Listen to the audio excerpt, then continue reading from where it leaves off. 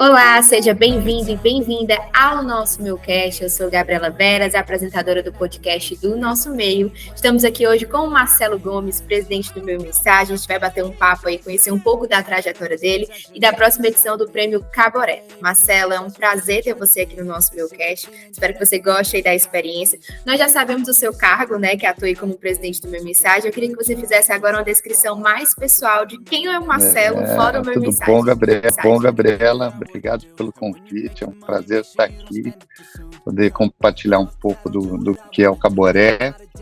O Marcelo trabalha no Meio Mensagem desde 1996, então estou bastante tempo aqui. Mensagem foi criado pelo meu pai em 1978, e é muito gostoso. Acho que essa indústria, né, que todos nós estamos, eu adoro porque envolve muito o humano, a criatividade, envolve coisas muito bacanas, então tem sempre muita novidade para a gente estar acompanhando, né? Uma indústria que está em transformação, e eu curto isso bastante.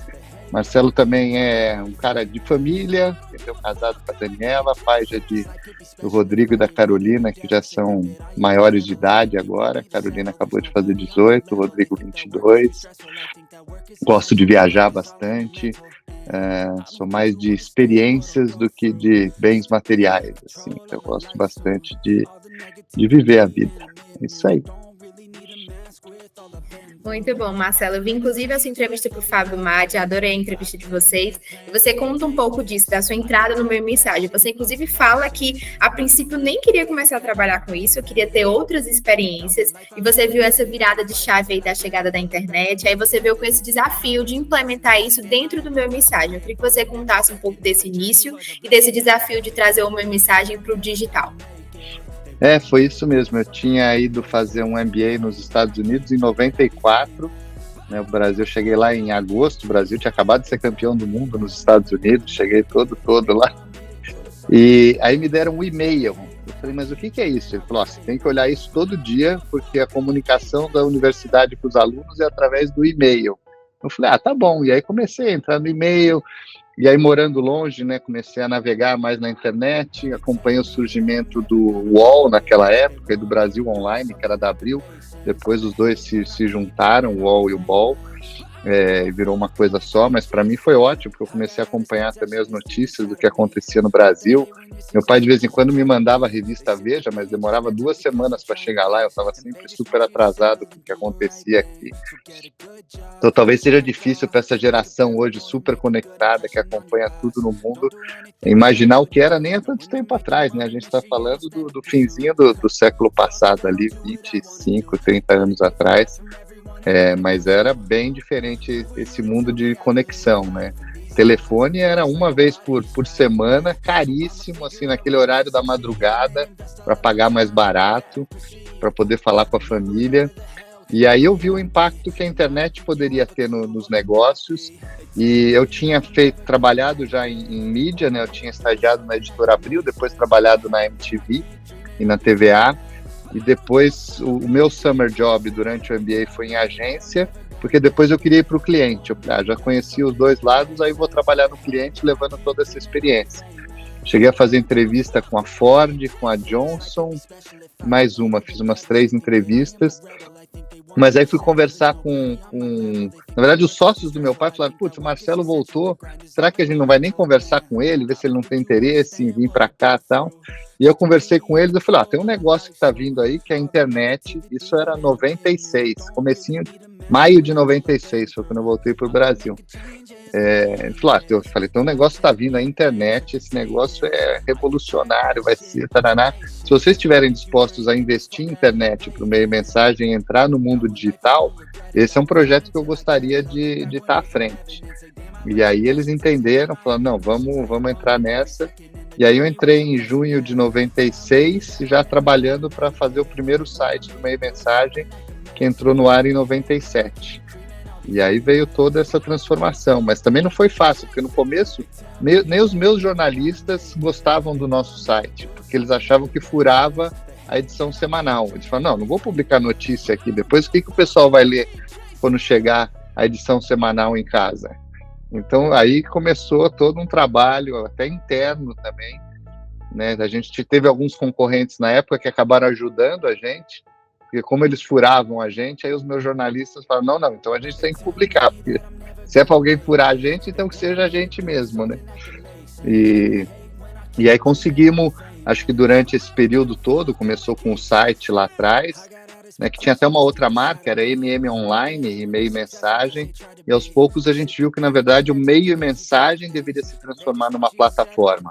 Aí a gente aposentou a marca MM Online, começou a chamar tudo de meio e mensagem mesmo, para que fosse uma plataforma de comunicação, né, de entrega de conteúdo, e aí a gente tentar equilibrar o que é melhor no formato de podcast, que é super bacana para essas conversas, para isso, e o que cabe melhor num webinar, o que cabe melhor num report, o que cabe melhor na edição semanal, o que é uma notícia curta, o que pode virar uma videosérie, e aí começamos a produzir todos os tipos de conteúdo, sem ser o mesmo conteúdo que é replicado em todas as plataformas, é entender o que cabe melhor naquela plataforma, para que serve aquela plataforma, como que ela soma no todo, né? Então a nossa presença em redes sociais também é diferente, né? O Twitter, ele é meio como assim, quer acompanhar todas as notícias que eu ponho no site, você segue no Twitter, né? No Instagram já é diferente, o LinkedIn fala muito de gente, porque é onde as pessoas estão acompanhando movimentos, danças das cadeiras, então isso engaja super dentro do LinkedIn, quando a gente publica esse tipo de matéria. Então a gente começa a entender melhor, né, fica bem mais complicado, né? Só aqui nesse primeiro papo já listei umas 10 coisas que a gente tá sempre atualizando e girando os pratinhos e acompanhando, versus fazer uma edição semanal que a gente fazia quando eu entrei, né? Mas é muito mais divertido, né? Muito mais engajador, né? Dinâmico, fica muito gostoso. É muito louco ver que você disse que teve que explicar o que era a internet, né? Isso na minha cabeça quase não cabe, né? De você ter que explicar, ó, chegou um negócio aí diferente, então assim, hoje a internet é algo meu que não tem nem como você se explicar, né, que já se explicou tanto, é tão usado, né, e você contando um pouco dessa atuação diferente em cada uma das redes sociais, como a gente tem que ter esse olhar que cada rede social cabe uma publicação, cabe um comportamento diferente para você conseguir, de fato, alcançar o público-alvo. E aí, eu acho que em 2021, uma mensagem passou por outra virada de chave, né? Que, inclusive, você assumiu a presidência em 2021 e um ano depois, vocês mudaram a identidade visual pela assinatura da Ana Couto. Eu queria que você contasse um pouco dessa virada de chave. Se já era um projeto que já vinha se caminhando antes e aí veio a acontecer um ano depois da sua presidência, ou foi algo que você quis implementar quando assumiu essa gestão? Eu queria que você contasse um pouco dessa transformação, que, inclusive, o meu mensagem hoje se diz como um hub multiplataforma de conexão da indústria de comunicação, marketing e mídia. Eu queria que você contasse um pouco sobre esse novo posicionamento. Isso aconteceu, acho que é uma coisa que foi um pouco natural, né? A minha presidência não foi uma grande virada, porque, inclusive, meu pai continua aqui atuando como CEO, a gente sempre esteve muito próximo, ele sempre me deu muito espaço, acabou sendo uma coisa mais natural essa mudança. E acabou acontecendo, a gente já tinha programado um pouco isso, mas acabou acontecendo no meio da pandemia, né? Quando a gente estava ali, não esperava por aquilo, a gente já tinha esse movimento de transição, de eu vir a assumir a presidência, e acabou que aconteceu no meio da pandemia. E na pandemia a gente olhou muito para dentro, né? De tentar entender, falar, nossa, o mundo está mudando, olha que coisa, né? Que ninguém não podia prever que isso fosse acontecer. E a gente começou a olhar assim, putz, mas o que o meio-mensagem pode fazer nessa? Qual a função do meio-mensagem? Isso é muito de entender o nosso propósito. E a gente já olhava um pouco o meio-mensagem como um grande hub de conexão do mercado, né? Esse player que acaba conectando muito, né? Quando o pessoal que faz todo esse trabalho de propósito, de identidade de marca, diz muito que a gente tem que, não pode inventar algum propósito, você tem muito que cavar dentro da história do que a empresa já construiu, aquilo que ela a sociedade ou a indústria perderia se você deixasse de existir. O nosso muito era ser esse ponto de conexão que, pela informação, pelos eventos que a gente faz, acaba conectando muitos players. Então a gente fez, uma das primeiras coisas que a gente fez, a pandemia começou ali, acho que mais ou menos, acho que 13 de março foi o dia que a gente, aqui no Meio Mensagem, deixou todo mundo em home office, e em 10 dias a gente já estava com um programa toda a tarde, às 3 horas da tarde, que chamava exatamente Conectando o Mercado. E a gente fez mais de 100 edições, todo dia, religiosamente, 3 horas da tarde, a gente tinha um convidado para entrar ao vivo numa live, né? E depois as lives viraram super comuns, mas a gente ali em 10 dias de pandemia já estava criando uma live para trazer as pessoas e elas poderem compartilhar essa experiência. Não, como que você está fazendo? O que você está fazendo? Como é que está funcionando para você? Tal? Então, de trazer isso, assim, todo mundo afastado, e você tinha ali 3 horas da tarde, um jeito de se conectar e ouvir um pouco o que estava acontecendo no mercado. E a gente trouxe gente de agência, de cliente, de mídia, todos os players ali para a gente poder compartilhar um pouco e manter essa conexão. E aí a gente começou um trabalho com o time da Ana Couto, que a gente super respeitava, e combinamos com eles de fazer esse trabalho mais profissional mesmo, de olhar para a nossa marca e entender. E aí foi um trabalho super bacana, porque muita conversa, né, com gente de fora, gente de dentro, para poder chegar no que representava a marca, né? A gente voltou um pouco, né, o nosso E hoje, que liga o Meio Mensagem ali, ele resgata um pouco do que era o E original do Meio Mensagem, mais trabalhado, né? Antes dessa última reformulação, ele era um E mais tradicional, aquele que todo mundo faz quando coloca um E comercial. A gente resgatou esse que tem mais personalidade, e entramos com a assinatura de que o Meio Mensagem hoje informa, inspira e conecta. Acho que representa bem isso, né? A gente nasceu mais como uma empresa jornalística, informativa, né? E aos poucos a gente foi trazendo mais o lado da inspiração, né? De trazer mais análise, de trazer mais reflexão, tal, e ser também um hub de conexão. Então, Meio Mensagem informa, inspira e conecta. Isso, nossa, parece que é o que você falou, é de 2021 agora, né? A gente começou agora, mas parece que já tem 20 anos, porque é tão verdadeiro que a gente fala, as pessoas, não, é isso mesmo, Meio Mensagem informa, inspira e conecta. Então, quando você acha isso, é muito, muito poderoso. E aí até facilita muito para todo mundo de dentro aqui, o nosso time interno, para depois ir para fora, poder falar do Meio Mensagem, poder saber, né? A gente às vezes tem que escolher coisas, focar em algumas atividades, aí a gente volta, fala, não, mas isso informa, inspira e conecta, tem a ver com Meio Mensagem, senão a gente abre mão e vamos focar no que é o nosso core. É isso, você contando um pouco, a gente já falou sobre algumas transformações do Meio Mensagem, né? E aí, esse ano, o Meio Mensagem completa 45 anos. E aí, eu parei para refletir o quanto as transformações foram essenciais para que o Meio Mensagem continuasse existindo. Eu penso numa pessoa de 45 anos, né? Se a pessoa não se atualizar, não se transformar, ela não consegue se manter no mercado. Eu acredito que o Meio Mensagem aconteceu um pouco disso. Mas, apesar das transformações, acho que existe algo na origem, um grande propósito que se mantém ao longo desses anos. Eu queria que você contasse o que é o mesmo desde o início. Eu acho que, assim, o Meio Mensagem, ele nasceu como essa empresa jornalística, então acho que a informação de qualidade, com credibilidade, esse conteúdo único é o grande pilar, né? Se você imaginar, assim, o alicerce do que é a marca Meio Mensagem, do que é o trabalho que a gente faz. Assim, a gente faz eventos, eu preciso ter esse conteúdo, a gente faz podcasts, webinars, em cima de conteúdo, ele é essa grande cola que acaba aglutinando tudo. A gente fala em conexão, é super importante, mas o que faz as pessoas se conectarem em torno da marca Meio Mensagem é esse conteúdo de qualidade, com credibilidade. Então isso a gente preza muito e não abre mão de maneira alguma, né? Então, e é nas horas de dor que você acaba sentindo melhor as escolhas que você tem que fazer, né? Quando a gente foi para a pandemia, né, a primeira coisa que a gente falou assim, a qualidade editorial não pode cair de maneira alguma. Vamos ver aonde a gente vai conseguir cortar. A gente precisou cortar muitos custos. Eventos que a gente fazia, a gente não pôde fazer. Eventos que a gente fazia vendendo bilheteria, a gente teve que fazer virtualmente, sem bilheteria, perdemos dinheiro.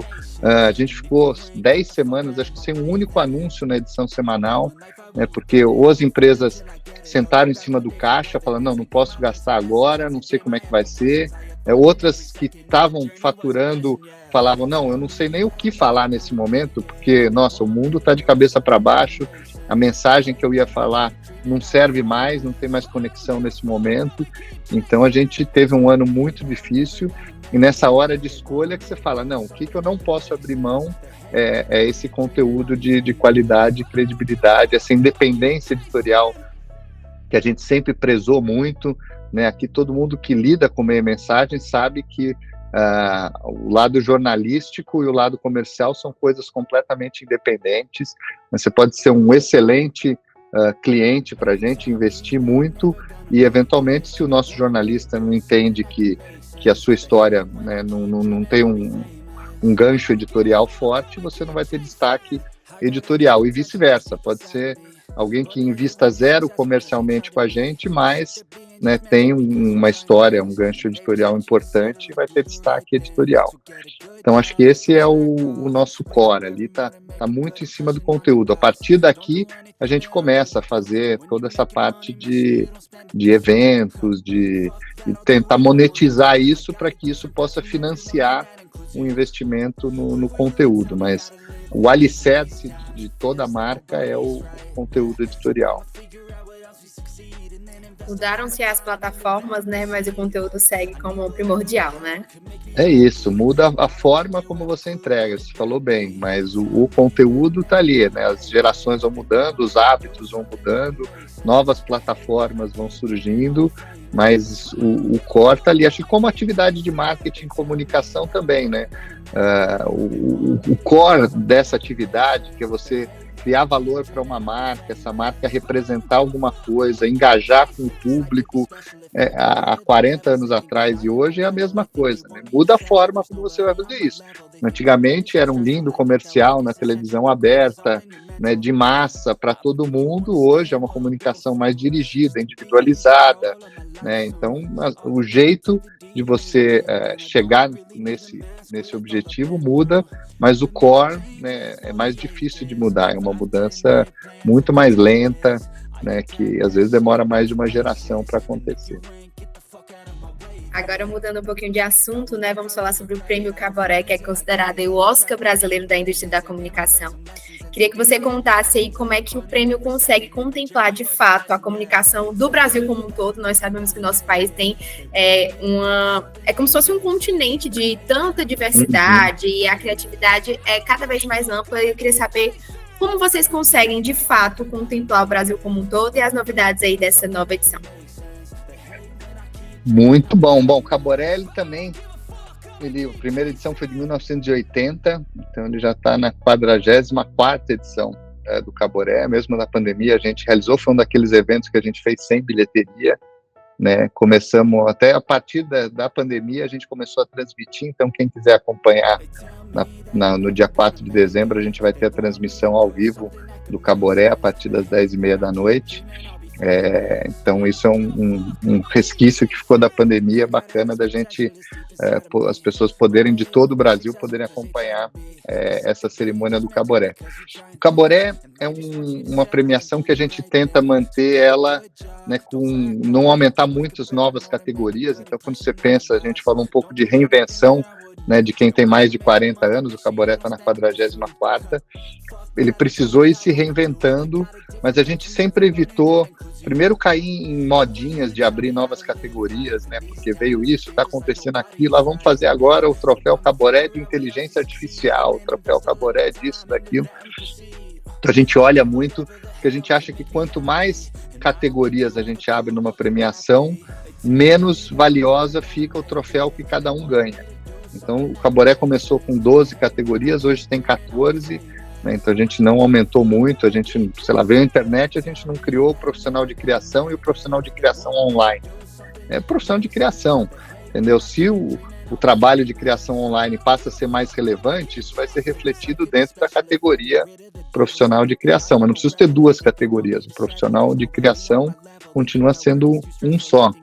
Então a gente sempre foi muito, mas fomos mudando, a gente para chegar em 14 não são as mesmas 12 mais duas, a gente matou algumas categorias que deixaram de fazer sentido, criamos outras, às vezes separamos uma categoria em duas, né, como aconteceu com veículo de comunicação.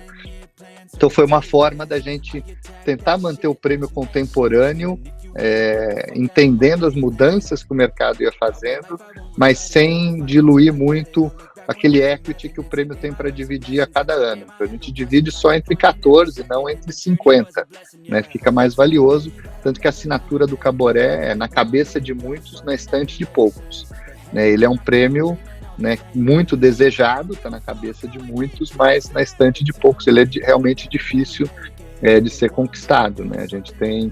Ele tem até essas duas etapas, né? Primeiro os editores do Meio Mensagem são responsáveis pelas indicações, a gente faz 3 indicações em cada categoria, e depois os assinantes do Meio Mensagem elegem o vencedor. Então para ganhar, você tem que ser sucesso de crítica para ser indicado e sucesso de público para ser votado. A gente tem profissionais, às vezes foram indicados 4 vezes e não ganharam em nenhuma delas. Já aconteceu. Então é um prêmio difícil de ser ganhado.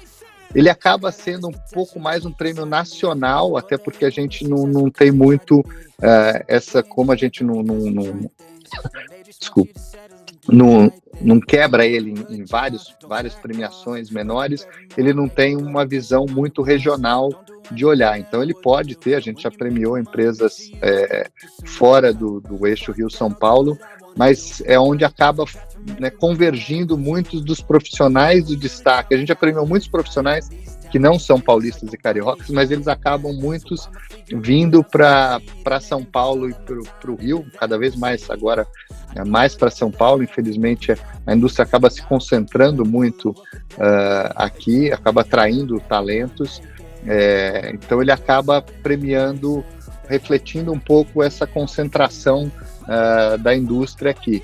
E ele não tem as categorias tão regionais para a gente ter esse olhar mais, né, de praça a praça, para dar esse destaque. Mas esse é um pouco o Caboré. Pronto, você linkou um pouco com a minha próxima pergunta, né? Que inclusive o nome é inspirado em uma coruja tipicamente nordestina. Eu queria saber se existem aí finalistas nordestinos indicados, se você contasse um pouco sobre isso. Ele nasceu quando meu pai resolveu criar o prêmio, né, o Meio Mensagem, de abril de 78, logo depois ele já falou, nossa, a gente precisa ter uma premiação, né? Acho que uma publicação B2B que cobre uma indústria, é natural que ela tenha uma premiação para mostrar até para a indústria qual é a visão editorial daquela publicação, né? Porque quando você seleciona os indicados, você está meio que mostrando, na sua visão editorial, quem são as empresas e os profissionais de destaque daquele ano. Então é natural, quando você tem uma publicação que cobre uma indústria, que ela tenha uma premiação que reflita o seu olhar sobre aquela indústria. Então ele já queria criar isso, e normalmente o que acontece é que o prêmio é o nome da marca, seria Prêmio Meio Mensagem. Mas ele não queria chamar de Prêmio Meio Mensagem. Ele falou, não quero Meio Mensagem, quero outro nome e tal. E aí ficou pensando, não sabia que nome ele ia dar, mas enquanto isso ele foi pensando no troféu também. E aí tem normalmente 2 animais que são muito associados com a comunicação, né? O galo, né, porque ele cacareja, então é super isso, mas já tinham premiações que usavam o galo, né, como animal, e o outro é a coruja. Tem muitas premiações de comunicação que acabam usando a coruja, né? Ela é responsável muito, né, pela comunicação dentro da floresta, tem aquela coisa do pescoço dela virar, tá sempre atenta a tudo que está acontecendo, e aí ele resolveu usar a coruja, foi conversar com um artista plástico que era amigo dele, renomado na época, o Aldemir Martins, e o Aldemir falou, não, tudo bem, eu crio um troféu, na verdade não era uma estátua, era um quadro. E o Aldemir fez, e aí chamou o Neto e falou, tá pronto aqui, quer ver? Aí ele foi ver, ele mostrou o quadro e falou, essa aqui é a coruja que vai ser o seu prêmio. Eu me inspirei, né, como eu sou nordestino, eu me inspirei numa coruja típica aqui do Nordeste, que chama Caboré, E por isso que ela tem esse formato, né? Porque tem vários tipos de coruja, tal. Essa daqui é inspirada no caboré, que é uma coruja típica do Nordeste. E meu pai falou, como chama a coruja? Ele falou, caboré. Eu falei, nossa, que nome bacana. Então ficou com aquilo na cabeça, começou a se encantar com o nome, né? Um nome curto, 3 sílabas, tônicas, forte. E aí falou, não, o prêmio vai chamar, pronto, tá resolvido, o prêmio vai chamar caboré. Eu queria que fosse uma coruja, tem uma coruja brasileira, típica do Nordeste, então o prêmio vai chamar caboré.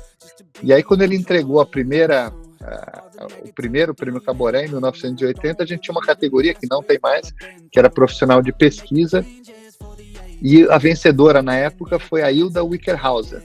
E ela subiu para agradeceu lá todo mundo, e aí falou assim, Neto, putz, que legal esse prêmio e tal. Eu, como uma profissional de pesquisa, não sabia o que era caboré, fui pesquisar. E aí descobri que é uma coruja típica do Nordeste, mas eu queria dizer para você que o nome verdadeiro, correto da coruja é caburé, não caboré. Aí o Neto depois subiu lá e falou, Hilda, obrigado, mas eu queria dizer que o prêmio vai continuar chamando caboré.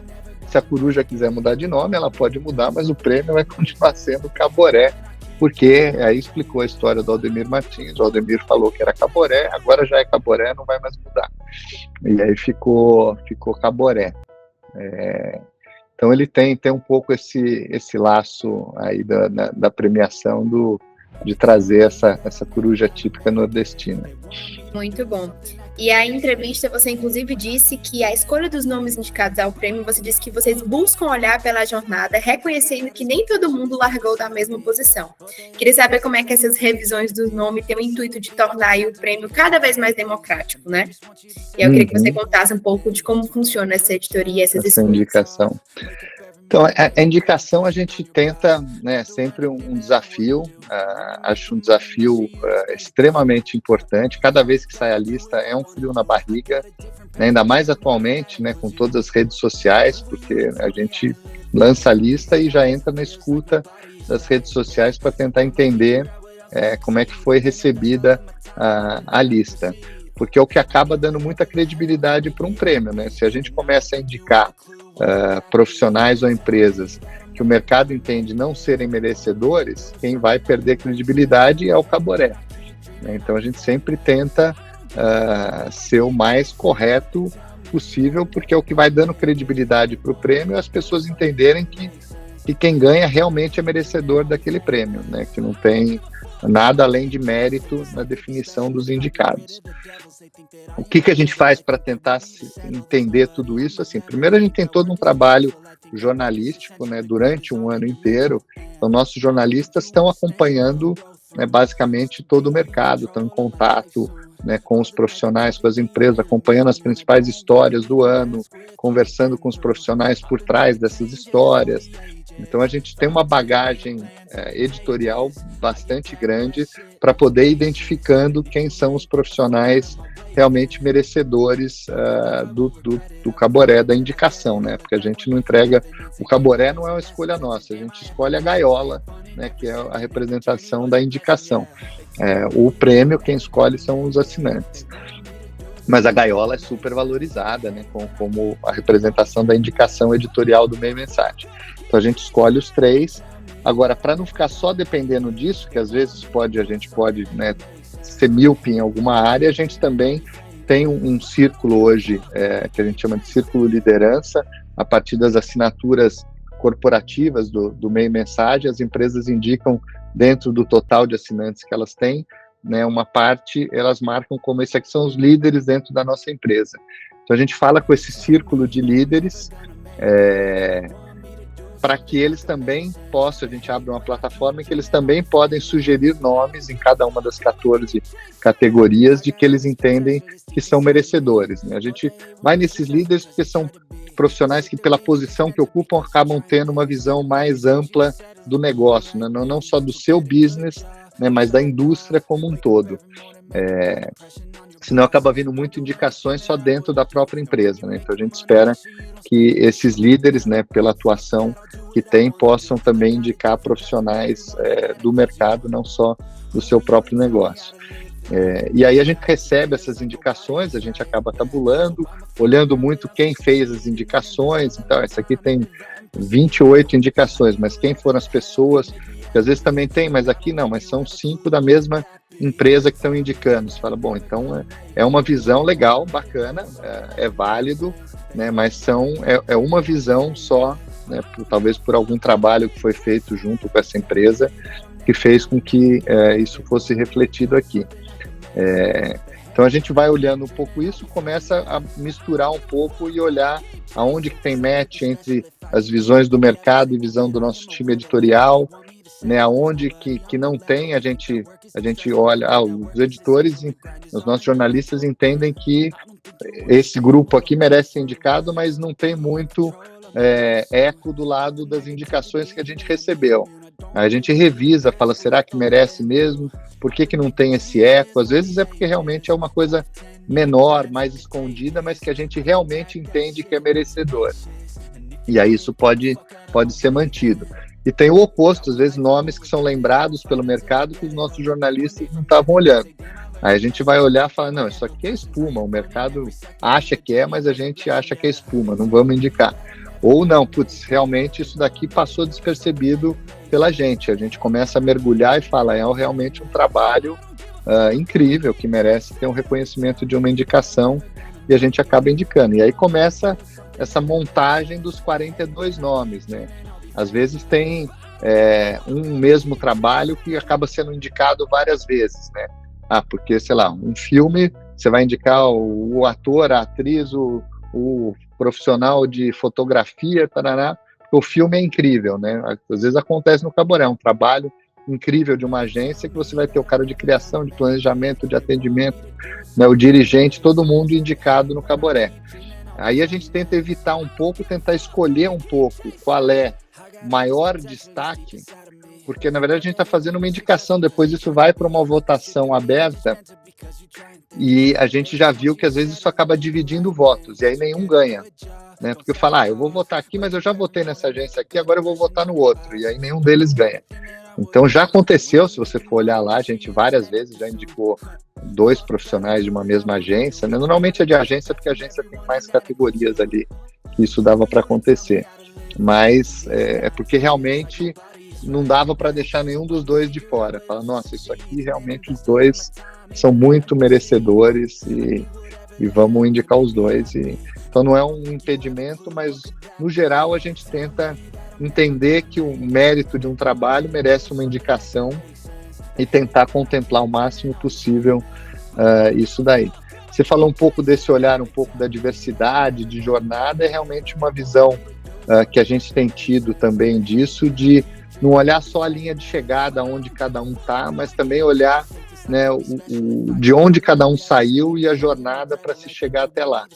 Se a gente só mede pela linha de chegada, às vezes a gente acaba tendo uma visão um pouco distorcida, né, do trabalho, do mérito, acho que de muita gente que largou mais para trás, né, e está se destacando no mercado, que merece uma indicação com todo o mérito de qualquer indicado ao Caboré. Então acho que o mérito é sempre a régua principal, né? Se não tem o mérito, não tem como ser indicado por qualquer outra justificativa, seja para fazer cotas, para fazer coisas assim.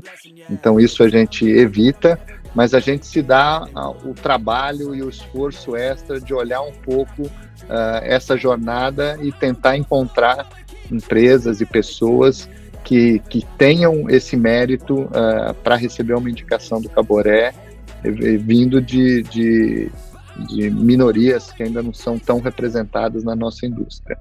Porque a gente acha que isso acaba acelerando um pouco, na hora que você tem uma gaiola, você ganha um holofote, um microfone que vai dar muito mais voz e destaque para essas pessoas que representam, né, tantas outras.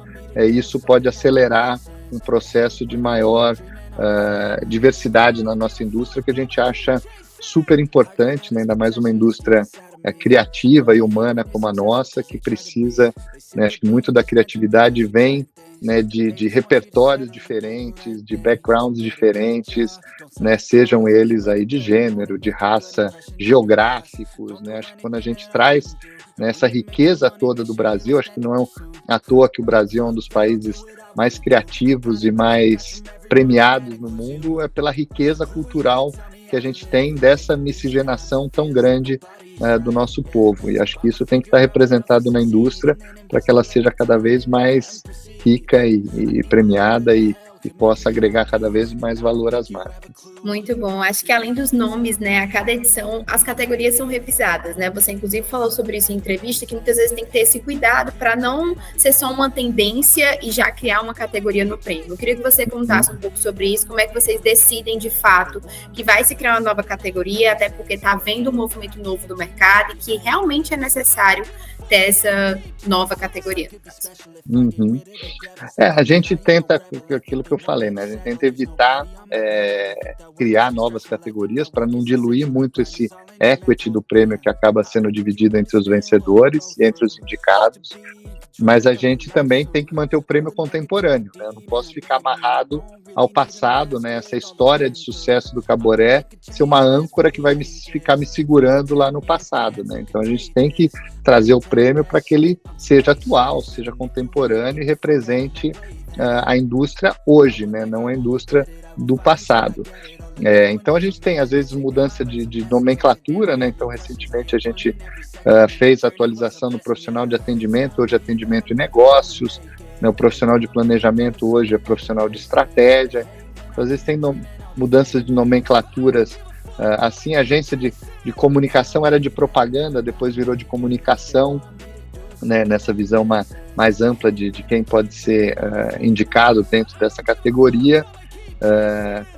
Uma que tem mudado bastante é veículo, né? Era só uma, depois a gente abriu para mídia impressa e mídia eletrônica, depois a gente trocou quando começaram a virar plataforma, e aí, sei lá, quem era uma revista também tinha um site que era eletrônico, também começou às vezes fazer programa de TV, e vice-versa também, quem tinha um site, lançava uma revista, então a gente transformou isso em produtores de conteúdo e plataformas de mídia, né? Então tinham aqueles veículos que eram plataformas, como Meio Mensagem, né, que produzem conteúdo em diversas plataformas, e aquelas plataformas de mídia que eventualmente se utilizam de conteúdos de terceiros, né, mas acabam vendendo mídia e sendo um canal, um meio importante de conexão das marcas com o seu público.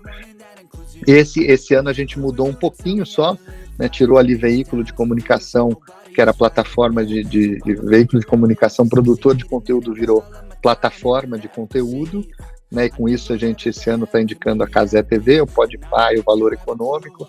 Então você vê assim, são produtores de conteúdo, plataformas de conteúdo que muitas vezes acabam se utilizando de plataformas de terceiros para entregar o seu conteúdo.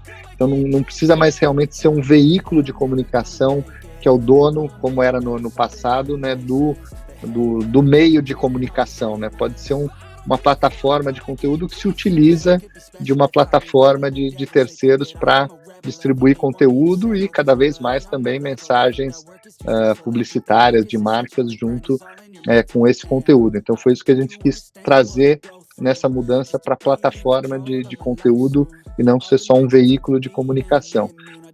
E outra é o que era a plataforma de mídia, que agora a gente chama de plataforma de comunicação. Também olhando um pouco só para isso, esse ano a gente está indicando o Globoplay, a JCDecaux e o WhatsApp. Olhando um pouco isso, assim, não é só plataforma de mídia, né? Às vezes as marcas podem usar os meios para entregar a mídia, mas às vezes pode ser, né, para um canal de comunicação direta com o seu cliente, né? Então é uma plataforma de comunicação, não só de mídia, e isso acaba ampliando um pouco as empresas, os serviços que podem ser indicados no Caboré. Então é um pouco esse trabalho que a gente vai tentando fazer. A gente criou uma categoria nova recentemente, foi profissional de inovação, né? Aí um pouco trazendo esse olhar importante de transformação da indústria. A gente até ficou em dúvida, ele é muito... A nossa visão é que ele é profissional de transformação, mas o nome profissional de inovação é mais bacana, né? E a gente só tem o receio, às vezes você fala inovação, as pessoas pensam muito em tecnologia, né? E não é só a gente quando está indicando, e aos poucos o mercado acho que vai entendendo isso, acho que já tem umas 4 edições de indicações desse profissional de inovação. A gente traz muito profissionais que estão ajudando a transformar a indústria, né? Acho que a gente passa por uma grande transformação da indústria, então é reconhecer esses profissionais que estão acelerando transformações importantes dentro da indústria, e a gente coloca eles ali nessa categoria de profissional de inovação. Então essa foi uma categoria nova, então pode ser um pouco isso, mudança de nomenclatura, às vezes ressignificar uma categoria para que ela fique mais contemporânea e eventualmente aí sim criar uma nova categoria depois de muito refletir. Muito bom. Você inclusive falou que muitas vezes você vê se a categoria realmente precisa existir, muitos pelos nomes indicados, se existe nome para contemplar aquela categoria. Acho que é um movimento que vocês conseguem observar para ver se existe a necessidade de fato de colocar aquela categoria no prêmio.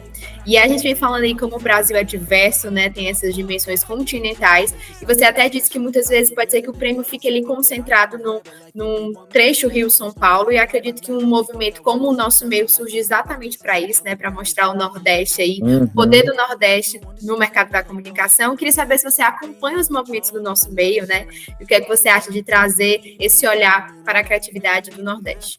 Acompanho um pouco, para a gente eu acho super bacana quando tem isso, porque realmente, né, a gente tem limites e foco que a gente tem que escolher cada empresa jornalística dentro da cobertura que faz. Então eu acho que ter esse acompanhamento, né, mais regional para a gente é muito bacana, porque acaba sendo um filtro de alguém que está presente ali na região, que vive a região, que entende os players, e aí para os nossos jornalistas é muito bacana já ter esse filtro para a gente poder acompanhar as histórias da região e eventualmente até trazer para o nosso conteúdo destaques, histórias e coisas que vão acontecendo nesses mercados. Então acho que é um pouco isso, né? Se pensar até no global, né? Deve ter gente que está olhando o que acontece no Brasil aqui pelas lentes do meio mensagem, para eventualmente levar alguma história bacana, né, para uma publicação mais global, que tem um alcance maior, né? Então acho que isso vai se construindo.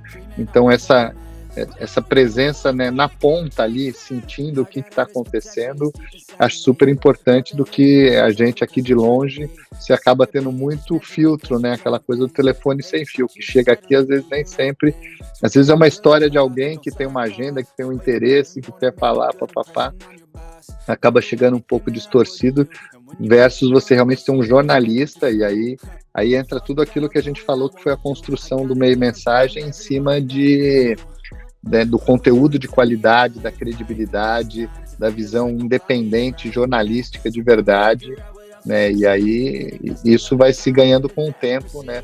O respeito até dos nossos jornalistas com outros jornalistas que estão fazendo esse trabalho em diversas praças pelo Brasil, para a gente poder tá conectado e trocando figurinhas. É isso, muito bom. 2024 está batendo na porta, né? Quando a gente para que já estamos no fim do ano, muita loucura, o ano passou muito rápido. Eu vi, inclusive, você em entrevista falando um pouquinho dos planos do Meu Mensagem para 2024, né? Você, inclusive, falou sobre o projeto 100 Dias de Inovação. E eu queria saber quais outros projetos vocês estão imaginando aí para o próximo ano. E queria que você destacasse como o conteúdo é essencial para o know-how dos profissionais de comunicação e do mercado como um todo.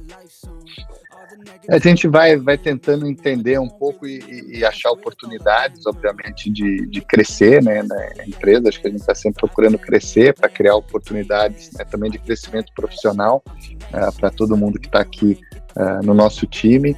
Então, ano que vem, a gente começou já há algum tempo, a gente olhou essa coisa dos 100 dias, né, sempre tem, às vezes, quando um governo assume e tal, os primeiros 100 dias, quando um CEO assume uma empresa, esses primeiros 100 dias, e a gente olhou um pouco e falou, olha que legal, tem eventos internacionais super relevantes que acontecem nos 100 primeiros dias do ano, e às vezes, editorialmente, era um período mais fraco, porque tinha menos coisas acontecendo, às vezes gente de férias e tal, editorialmente era mais fraco para a gente. A gente falou, putz, vamos mergulhar de cabeça nisso aqui e já começar o ano com conteúdo super bacana, super atual, olhando para o futuro, né? Sempre acabam sendo eventos que olham um pouco para frente. Então a gente, para 2024, vai estar em janeiro na NRF, que é um evento de e-commerce, né, de retail. Em fevereiro em Barcelona, no Mobile Congress, um evento mais de mobile, de convergência e tal, e em março no South by Southwest, né, um evento de inovação, cultura, né, fala de filmes e música e também muito conteúdo da nossa indústria de comunicação. Então, com esses 3 eventos, a gente montou esse projeto de 100 dias de inovação. A novidade para 2024 é que a gente vai ter um grupo que a gente vai estar levando para o South by Southwest. A gente está formando um grupo de CMOs para a gente ir em grupo lá. É uma coisa natural que acontece já no South by Southwest, né? Um evento com muitas palestras, muita coisa acontecendo ao mesmo tempo. Então você está num grupo, acaba te ajudando um pouco de você poder acompanhar algumas coisas e depois também ter momentos de troca dentro desse grupo para que você possa extrair o máximo possível do que foi essa viagem para Austin, lá no Texas. Então a gente vai ter isso, e a gente tem trabalhado também muito essa coisa, lembra que eu falei do informar, inspirar e conectar, né? Como é que a gente ajuda os profissionais da indústria a se conectarem cada vez mais. Então a gente vai ter dentro desse círculo liderança, que eu também já comentei um pouco quando eu falei das indicações do Caboré, a gente deve ter 4 eventos, pelo menos 4 no ano que vem, que vão ser exclusivos para o círculo liderança, mas um evento presencial, em que eles possam se encontrar e fazer disso ampliar o network, fazer mais conexões, eventualmente acabar gerando mais negócios, né, que a gente batizou de Blue Connections, que ele vai acontecer no Blue Note em São Paulo, nosso parceiro nessa iniciativa. Então a gente vai trazer conteúdo exclusivo, inédito para apresentação, mas também ter, né, nesses eventos oportunidade de network para todos esses profissionais que participam do Círculo Liderança do Meio Mensagem.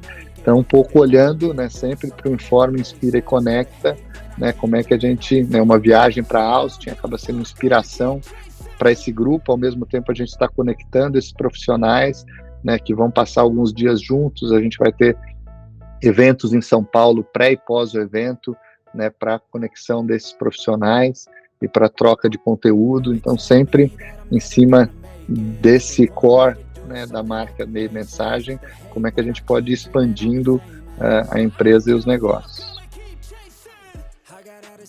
É isso, estamos chegando no fim do nosso bate-papo. Eu queria que você deixasse os ouvintes de livro, filme e série que você consome. A gente que trabalha aí produzindo conteúdo, a gente tem que escolher muito bem o que a gente vai consumir, já que a gente não tem muito tempo para isso. Eu queria que você deixasse essa dica do que vale a pena indicar para os nossos ouvintes que você consome no seu tempo livre. Olha só, eu sou um cara que gosta muito de esportes, né?